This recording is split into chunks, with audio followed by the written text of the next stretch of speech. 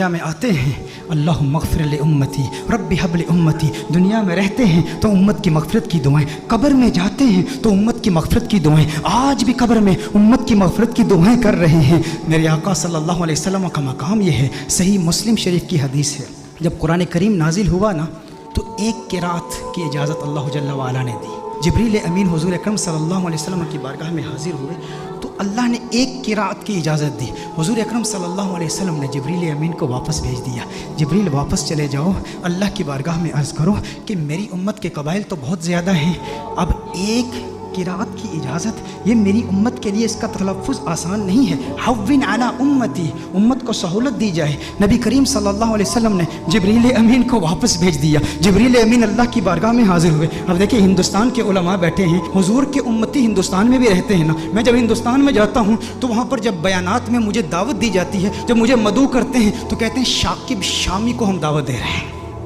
شاکب شامی کہیں گے یا ثاقب سامی کہیں گے؟ تو ہندوستان کے کچھ ایسے علاقے ہیں جہاں پر سے اور شین کو اکٹھے نہیں وہ تلفظ کر پاتے، ادا نہیں کر پاتے۔ نظام الدین اولیاء رحمہ اللہ کی بارگاہ میں گیا تو وہاں کہتے ہیں نجام الدین اولیاء۔ ہندوستان بہت بڑا ہے، میں حیدرآباد دکن میں گیا تو وہاں قرآن کی جگہ قرآن کہہ رہے ہیں، قرآن، تو ہر ایک کے لیے تلفظ آسان نہیں ہے۔ تو میں کہتا ہوں وہ تو ایک ہندوستان ہے، میرے آقا صلی اللہ علیہ وسلم کی امت تو پوری دنیا میں ہے۔ تو حضور نے اللہ کی بارگاہ میں التجا کی کہ یا اللہ میری امت کے لیے بہت مشکل ہے، ایک قرات کی اجازت دی ہے، مزید اضافہ کیا جائے۔ جبریل امین اللہ کی بارگاہ میں حاضر ہوتے ہیں، اللہ ارشاد فرماتا ہے جا جبریل واپس جا، دو قراتوں کی اجازت۔ حضور پھر عرض کرتے ہیں، ارشاد فرماتے ہیں جبریل واپس چلا جا، دو بھی کافی نہیں ہے۔ جبریل امین پھر اللہ کی بارگاہ میں حاضر ہوتے ہیں، مزید اضافہ کیجئے۔ اللہ نے ارشاد فرمایا تین قراتوں کی اجازت۔ حضور کی بارگاہ میں جبریل امین حاضر ہوتے ہیں، حضور فرماتے ہیں حوّن علی امتی، مزید سہولت دی جائے میری امت کو۔ اللہ نے ارشاد فرمایا جا میرے محبوب تیرے صدقے 7 قراتوں کی اجازت ہے۔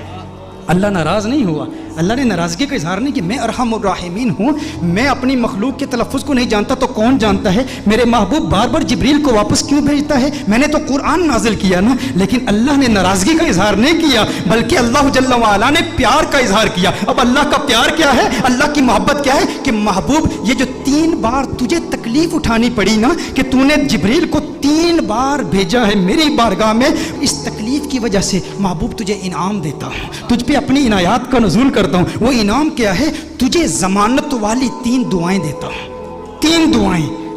صحیح مسلم کی حدیث کا مفہوم پیش کر رہا ہوں، ضمانت والی 3 دعائیں، جب بھی مانگے گا قبول ہو جائیں گی۔ سارے انبیاء کو دعائیں دی گئی، حضرت سلیمان علیہ السلام کو بھی ایک ضمانت والی دعا دی گئی کہ جو دعا کرے گا قبول ہو جائے گی، باقی انبیاء کو ایک ایک دعا دی گئی۔ حضور اکرم صلی اللہ علیہ وسلم کو 3 دعائیں دی گئی کہ ہے محبوب 3 دعائیں ہیں۔ سلیمان علیہ السلام نے دعا کیا کی؟ یا اللہ مجھے بادشاہ ایسا بنا دے کہ میرے جیسا کوئی بادشاہ نہ ہو۔ اللہ جل وعلا نے دعا قبول کر لی۔ ابراہیم علیہ السلام نے اپنی اولاد کے لیے دعا کی کہ یا اللہ میری اولاد میں انبیاء اور رسول بھیج، اللہ نے وہ دعا قبول کر لی۔ حضرت نوح علیہ السلام نے اپنے دشمنوں کی تباہی کی دعا کی، ان کے دشمنوں کو اللہ نے تباہ کر دیا، سب کی دعائیں قبول ہوئی، لیکن ہر نبی نے جو دعا کی نا، یا اپنے لیے کی یا اپنی اولاد کے لیے کی یا اپنے دشمنوں کی ہلاکت کے لیے کی، انہیں ایک ایک دعا ملی، لیکن کونین کے والی صلی اللہ علیہ وسلم کو 3 دعائیں ملی۔ لیکن میرے آقا کی دعائیں کیا ہیں؟ میرے آقا صلی اللہ علیہ وسلم نے ایک بھی دعا اپنے لیے نہیں کی، 2 دعائیں دنیا میں ہی کر لی اور ایک دعا آخرت کے لیے مؤخر کی۔ دنیا کے لیے جو دعا تھی وہ کیا تھی؟ اللہم اغفر لامتی، اللہم اغفر لامتی، اللہم اغفر لامتی، ہے اللہ میری امت کی مغفرت فرما۔ میرے آقا صلی اللہ علیہ وسلم نے دوسری دعا کیا کی؟ پھر اللہم اغفر لامتی، ہے اللہ میری امت کی مغفرت فرما۔ علماء نے کلام کیا ہے کہ پہلی جو دعا تھی وہ کبائر گناہ کے لیے تھی، دوسری جو دعائیں تھی وہ صغائر گناہ کی ہے، لیکن تیسری دعا میرے آقا صلی اللہ علیہ وسلم نے مؤخر کر لی۔ اور مؤخر کیوں کی؟ حضور نے ارشاد فرمایا یہ تیسری دعا آخرت کے لیے بچا کے رکھی ہے۔ یا رسول اللہ صلی اللہ علیہ وسلم کیوں بچا کے رکھی ہے؟ حضور نے ارشاد فرمایا وہ آخرت کا دن ایسا دن ہے جب سب نبیوں کی امتیں یہاں تک کہ انبیاء بھی میری بارگاہ میں حاضر ہوں گے، یہ ان کے لیے سنبھال کے رکھی ہے۔ حضور اکرم صلی اللہ علیہ وسلم نے ابراہیم علیہ السلام کی امت کے لیے، عیسیٰ علیہ السلام کی امت کے لیے، موسیٰ علیہ السلام کی امت کے لیے، ان سب کی امتوں کی مغفرت کے لیے یہ دعا سنبھال کے رکھی ہے۔ ذہن میں یہ سوال تو پیدا ہوتا ہے نا، باقی انبیاء کو بھی قیامت کی ہولناکیوں کا علم تھا نا، قیامت کی ہولناکیوں اور سختیوں اور شدت کا علم تھا نا، وہ جانتے تھے کہ مخلوق کس قدر مجبور ہوگی قیامت کے روز، انہیں بھی اپنی امت سے محبت تھی نا۔ باقی انبیاء نے آخرت کے لیے دعا کیوں نہیں بچا کر رکھی؟ ذہن میں سوال پیدا ہوتا ہے، باقی انبیاء بھی اپنی امتوں سے پیار کرتے ہیں، لیکن انہوں نے اپنی امتوں کے لیے وہ دعا بچا کر کیوں نہیں رکھی؟ ایک دعا تھی امت کے لیے بچا کر رکھتے نا۔ انبیاء کو پتا تھا، انبیاء جانتے تھے کہ اس لجپال کو لاج ہے۔ ارے ہم کیوں پریشان ہوں جس کی آمد کے تذکرے ہم کب سے کر رہے ہیں، اپنی امتوں کو بتا رہے ہیں وہ محمد عربی آ رہا ہے، وہ لجپال ہے، جہاں اپنی امتوں کو بچائے گا وہاں ہماری امتوں کو بھی بچائے گا۔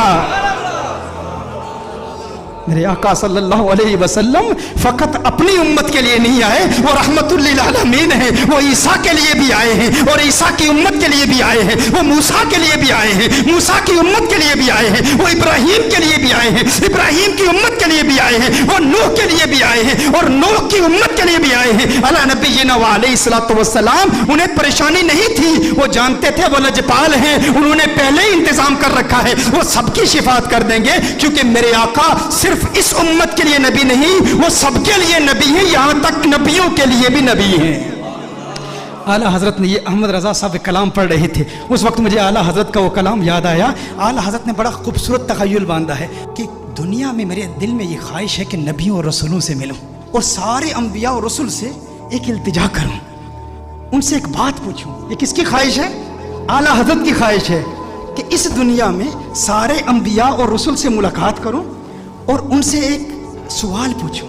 لیکن اس دنیا میں ممکن تو نہیں ہے احمد رضا کہ سارے انبیاء اور رسول کی بارگاہ میں تو حاضر ہو اور ان سے سوال پوچھ۔ کہا تو پھر میں قیامت کے روز پوچھ لوں گا، آخرت میں پوچھ لوں گا۔ اس وقت مخلوق بھی اپنے اپنے مقام کے اعتبار سے اور اللہ کی شان کے لائق اللہ کو دیکھے گی، تو اللہ کے سامنے اعلیٰ حضرت حضور کے سامنے انبیاء سے ایک سوال پوچھیں گے۔ وہ سوال کیا ہے؟ انبیاء سے کروں عرض کیوں مالکو؟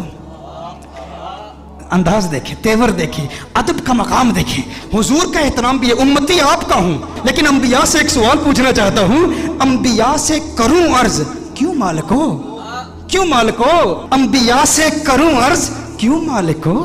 کیوں مالکو؟ کیا نبی ہے تمہارا ہمارا نبی؟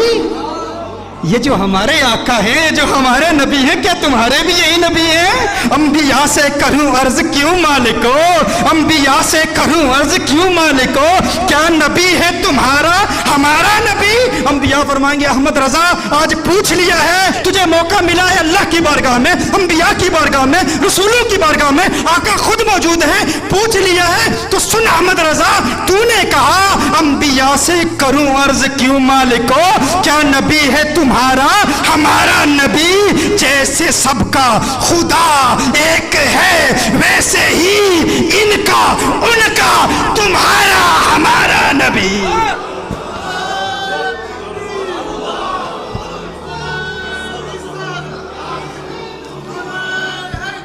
جیسے سب کا خدا ایک ہے ویسے ہی ان کا ان کا تمہارا ہمارا نبی۔ کرن بدلی رسولوں کی ہوتی رہی، چاند بدلی کا نکلا ہمارا نبی۔ کیا خبر کتنے تارے کھلے چپ گئے، پر نہ ڈوبے نہ ڈوبا ہمارا نبی، پر نہ ڈوبے نہ ڈوبا ہمارا نبی۔